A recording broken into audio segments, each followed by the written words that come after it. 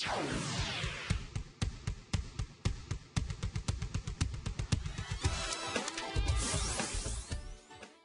estamos de volta com o seu estilo de vida e agora a nossa convidada chegou, Thalita Carvalho. Ela é extremamente apaixonada pelos animais e ela trouxe um amigo pra gente, bem novinho. Bom dia, Thalita. Bom dia, eu e o Olavinho. Olavinho Bilac, ela disse que batizou o gatinho desse jeito. Conta pra gente a história do Olavinho pra começar. É bem simples. Como eu sou professora, eu tava dando aula, era aula de literatura. E eu tava falando justamente, dos poetas, enfim. E aí eu comecei a ouvir um miado, dei minha aula, mas terminei a aula e fui atrás pra saber onde é que tava tendo esse barulho e achei a ninhada. 2 já foram adotados e agora só falta o Olavinho. Ela simplesmente saiu da aula direto pra onde tinha escutado o barulho. Mas a Thalita tem várias histórias, incluindo tartaruga, incluindo todo tipo de animal que vocês podem imaginar. Conta pra gente a história da tartaruga. A tartaruga, eu acho que a pessoa vai descobrir hoje, né? Espero que não esteja nem vendo o programa. Ela ganhou 2 tartarugas que iam pra panela, com certeza. Eu fiquei sabendo que as tartarugas iam pra panela e eu fiz um plano bem simples. Usei na época o namorado, falei, olha, você vai conversar com a pessoa enquanto eu boto as tartarugas no carro. E levei as tartarugas até o Ibama e eu acredito que elas estejam, né, por aí pelo mundo. Pra panela não foram. E de onde surgiu, Thalita, esse amor pelos animais incondicional? Desde pequena, tanto eu e minha irmã é veterinária, a gente sempre amou o animal. Mas quando você mora na casa dos seus pais, você fica um pouco limitado, né? Que pai e mãe, por mim, eu botava cavalo, botava papagaio, tudo em casa. Meus pais não deixavam. Mas aí, quando eu fui morar só, eu comecei de fato. Então, já tem mais de 10 anos que eu trabalho assim, né? De voluntário. Eu uso a minha casa como o que a gente chama hoje de lar temporário. Então, não imagine que eu moro com 200 animais. É um lar temporário, então a gente pega os animais, cuida, né? Faz os primeiros tratamentos que tem que fazer. E aí eu utilizo nas redes sociais para usar, para poder achar um lar definitivo para esses animais. Então, basicamente, esse trabalho. Dilza, como que a gente explica esse amor da Thalita, de pessoas como a Thalita, pelos animais? É muito comum, né? Como eu falei, hoje os animais eles fazem parte da família, eles são um membro importante, né, na convivência hoje com as pessoas. E ela relata muito bem, desde criança, isso foi alimentado, isso foi reforçado, porque é muito comum a criança chega e vê, ai, que bonitinho, aí o pai diz assim, não, isso não presta, isso vai te morder, não, isso não é para você, olha o bicho, dá tem aquele impacto, então aquela criança, ela já cresce pensando, não, isso é feio, isso é mal, isso vai me morder. Talvez os pais dela alimentaram isso, reforçaram esse cuidado, reforçaram esse amor. E hoje ela também, com certeza, quando tiver os filhos, vai passar essa missão para essas crianças também.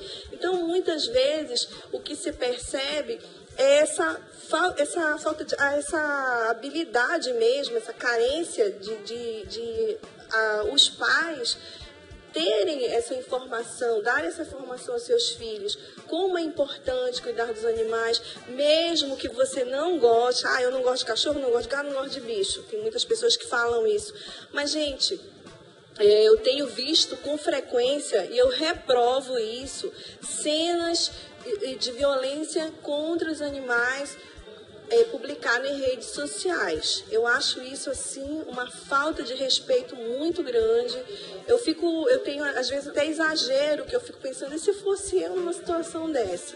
E se fosse você que faz essa maldade com o animal? Se fosse você nessa situação? Então, até assim, infelizmente, se há esse ato, é porque tem alguém que curte, tem alguém que compartilha.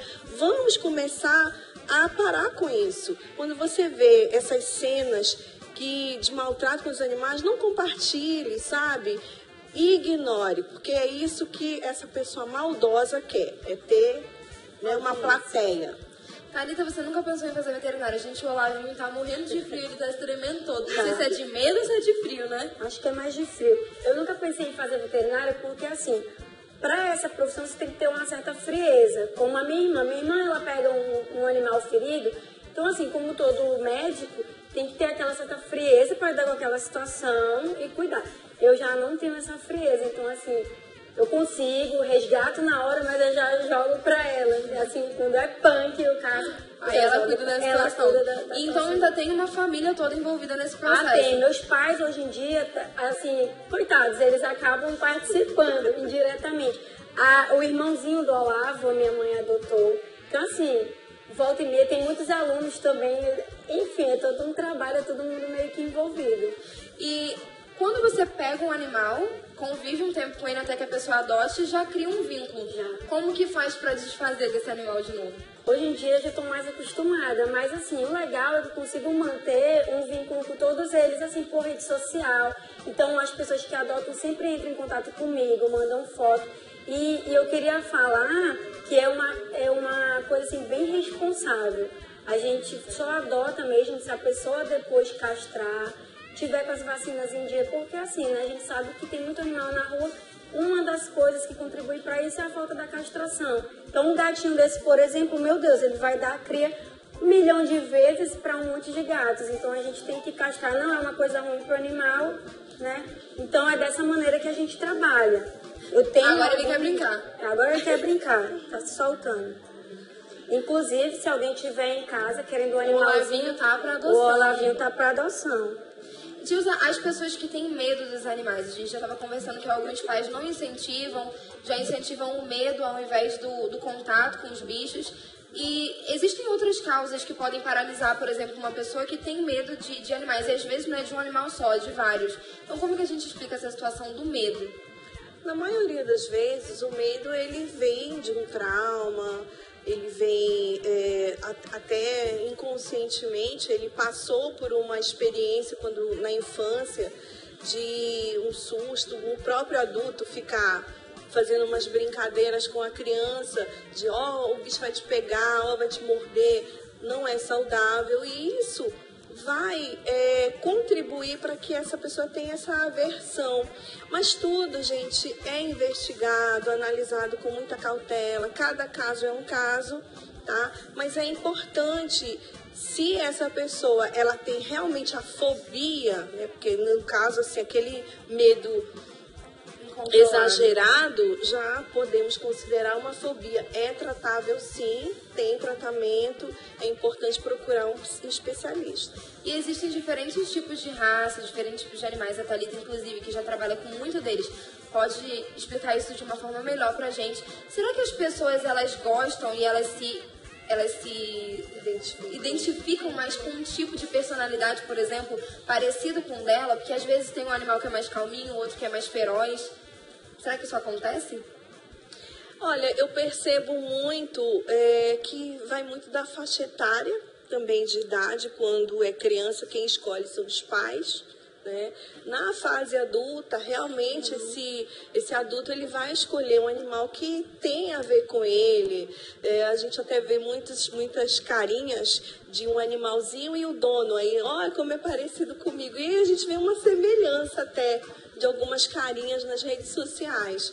Mas é importante, sim, ter essa afinidade, porque, de repente, como eu estava conversando aqui nos bastidores com ela, eu adorava o gatinho. Aí o gatinho que eu tinha morreu e aí eu passei a gostar mais de cachorro, né?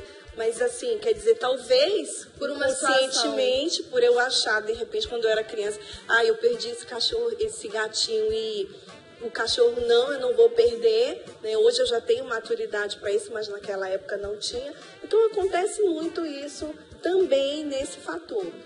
E aí agora já pra Thalita, aproveitando que o Olavinho tá aqui, não deixa ela quieta nem um minuto, como que faz com a roupa? Você tem contato com vários animais e o Olavinho tá aqui escalando a roupa dela e normal, como que a gente faz? Você conhece dono de gato de longe, né? A roupa tá sempre com fiapinho. Sempre desfiada. O carro tá sempre com gaiolinha. Tem que estar preparado para esse tipo de situação. Conta pra gente outra história, assim, que tu acha que seja talvez a mais difícil, a tua missão mais difícil ou a que foi mais engraçada. Eu quero deixar bem claro que a gente é louco, mas até um certo ponto, né? Tô aqui do lado da doutora. É uma loucura controlada. É uma loucura controlada. A gente namora, a gente trabalha, faz tudo. Mas o que acontece? Tem um caso que realmente foi muito punk, que foi de um pitbull enorme, que jogaram, detalhe, a palavra certa é essa, ali no Educandos, naquele viaduto. Então a pessoa simplesmente viu, meu pitbull tá doente, tá idoso, eu vou jogar daqui de cima. Então foi esse o caso. E aí me ligaram desesperado que tinham jogado pitbull. Como é um pitbull, todo mundo na rua tava com muito medo. Quando eu cheguei lá, eu lembro que eu tava com crachá da escola que eu trabalho. E aí eu tive que fazer, né, o famoso migué que a gente fala. Eu peguei e escondi a logo da escola, eu cheguei lá dizendo que eu era da Polícia Ambiental, com crachá. Falei, Polícia Ambiental chegando, por favor, abram o caminho. A viatura já está vindo. De fato, eu já tinha comunicado, a viatura estava vindo, porque caso é um crime, né, contra os animais, e a viatura já estava indo mesmo, então eu cheguei lá dizendo, Polícia Ambiental, saiam. Mas assim, foi um caso difícil, ele foi adotado, chegou a ser resgatado por nós, passou um bom tempo em tratamento. Ele veio a falecer depois com a pessoa que já tinha adotado, mas assim, teve os últimos dias dele, como a gente fala, muito bem, né? Bem adotado, bem cuidado, não estava na rua. E quando você passa por essas situações um pouco complicadas, já teve alguma história que não deu certo? Você tentou fazer, tentou recuperar, mas não deu certo? Às vezes, o que acontece? Alguma pessoa liga que é algum animal sendo maltratado. A gente chega para conversar com a pessoa que é a tutora, né, desse animal. Às vezes, o tutor é de boa, chega, dá o animal para você, vê que você está querendo ajudar. Mas tem vezes que não. Aí você tem que se utilizar, infelizmente, de algumas situações de invadir a casa da pessoa, né? Discretamente. Eu não faço isso só. Eu tenho um amigo que é o Mauro Magon, que ele é conhecido. É legal que ela já entrega eu já todos entrego os amigos, mundo, toda a gangue. Já, a gangue já vai junta. Gente, eu gostaria muito de agradecer a presença da Thalita, do Olavinho, da Dilza. Acredito que o nosso bate-papo tenha sido super divertido, mas a gente continua por aqui. Nós vamos para um breve intervalo, daqui a pouco a gente volta para conversar um pouquinho mais sobre isso, mas de uma forma um pouco mais formal. Muito obrigada, Dilza. Obrigada. Eu quero mandar um beijo para Simone Tazói, que está nos assistindo. Beijo, Simone. E os filhinhos dela também, que adoram animais. E se alguém ainda estiver interessado, se alguém estiver interessado no Lavinho, pode procurar a nossa produção, entre em contato com a gente, que a gente dá o número da Thalita, e aí vocês já podem ter um novo amiguinho dentro de casa. A gente volta já.